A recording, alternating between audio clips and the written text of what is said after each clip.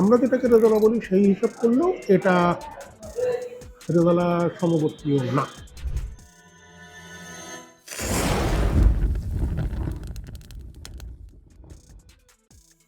Welcome to খাউন দাউন কোরবানি Eid special. এই খাউন দাউনে আমি এবং আমার সহকর্মী মানে যারাই থাকেন আমার সঙ্গে এখন পর্যন্ত 3জনকে আপনারা দেখেছেন, তারা কিন্তু এই কোরবানি ঈদ উপলক্ষে আমরা ঢাকা শহরের দু একটা জায়গায় মানে মাংসের বিভিন্ন আইটেম খাচ্ছি।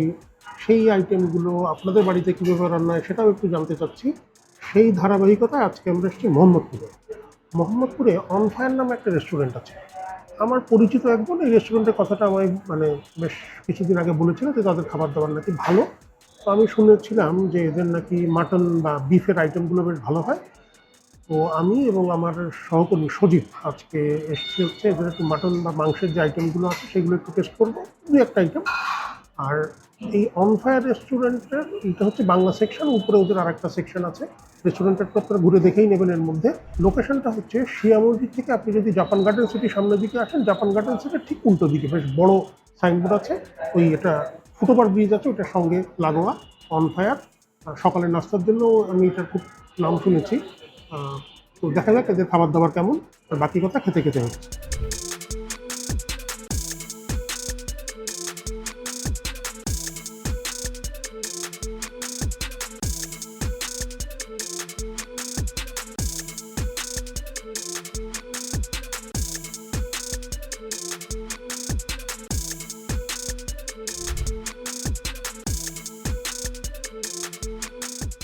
অন ফায়ারে আমাদের লাঞ্চের খাবার চলে এসছে। আমরা মাটন রেজালা অর্ডার করেছিলাম।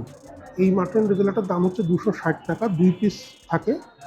উপর দিয়ে বেশ এই যে বেরেস্তা টেরেস্তা ছড়ানো আছে।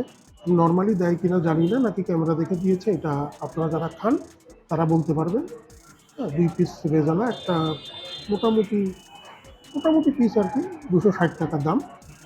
আর নিয়েছে হচ্ছে গরুর এই যে লাল ভুনা, দেশি স্টাইলে ভুনা। ওনারা মেজবানিও করে, বাট মেজবানিটা নেয়নি। বেশ 1 2 3 4 5 6 7 7 8 8 9 টুকরো মাংস আছে। আমি এটাও জানি না যে এই মাংসটা রেগুলার তারা দেন কিনা, নাকি ক্যামেরা দেখে দিয়েছেন, এটা বলতে পারবো না। আমি এর আগে কখনো এখানে লাঞ্চ করিনি। আমরা প্রথমে যে জিনিসটা করবো একটু রেজালাটা টেস্ট করবো। আর সঙ্গে নিয়েছি হচ্ছে পোলাও। পোলাওটা হচ্ছে 120 টাকা, এটা ফুল প্লেট। এর হাফ আছে 80 টাকা। আর গরু মাংসটা তো 230 টাকা বললামই। পোলাওটা কিন্তু বেশ মানে সুন্দর করে সাজিয়ে দিয়েছে। খেয়ে দেখা যাক। আমরা প্রথমে খাবো হচ্ছে এই যে মাটন রেজালাটা দিয়ে। রেজালা আসলে বিয়ে বাড়িতেও আজকাল অনেকে উল্টাপাল্টা করে ফেলে, মানে কেমন জানি ভুনাটাকে রেজালা বলে ফেলে। এইটা কেমন একটু দেখি।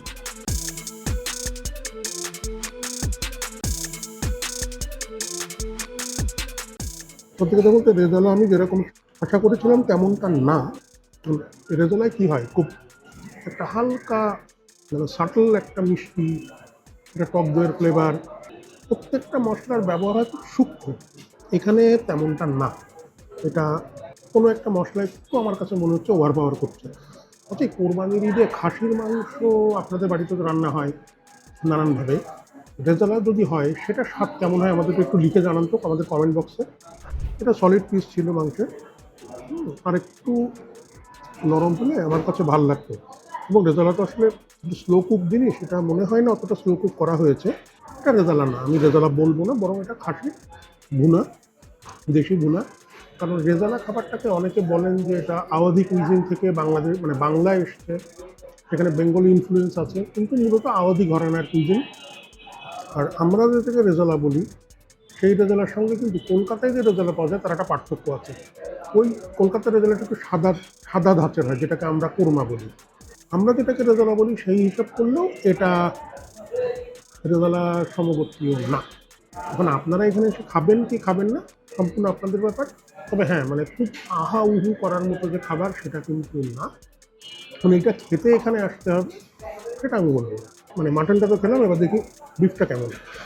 এই খাসির চেয়ে গরুর মাংসটা কিন্তু অনেক নরম, যথেষ্ট নরম।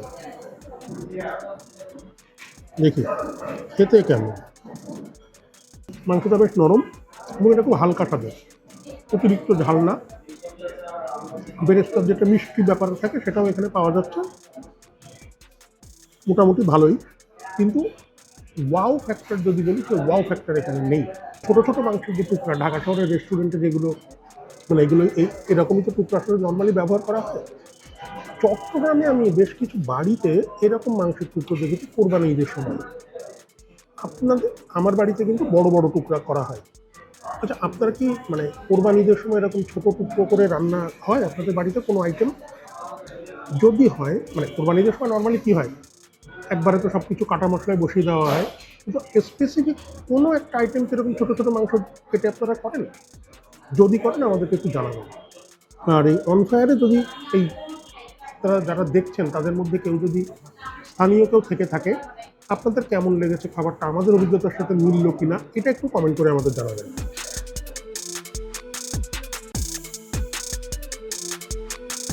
ডিসেন্ট টেস্ট, ওয়াও ফ্যাক্টর যেটা বলছিলামও, যে উহা করার মতো আহামরি এমন না, বাট ডিসেন্ট টেস্ট।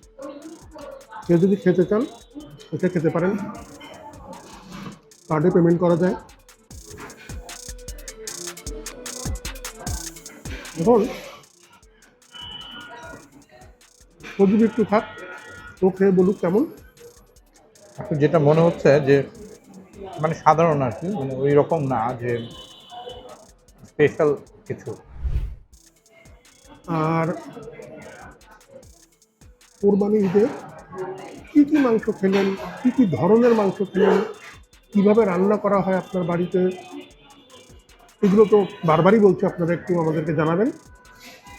আবার দেখা হচ্ছে, ততক্ষণ ভালো থাকুন, ভালো খান, নিজের রুচি মতো ভালো ভালো খাবার খান।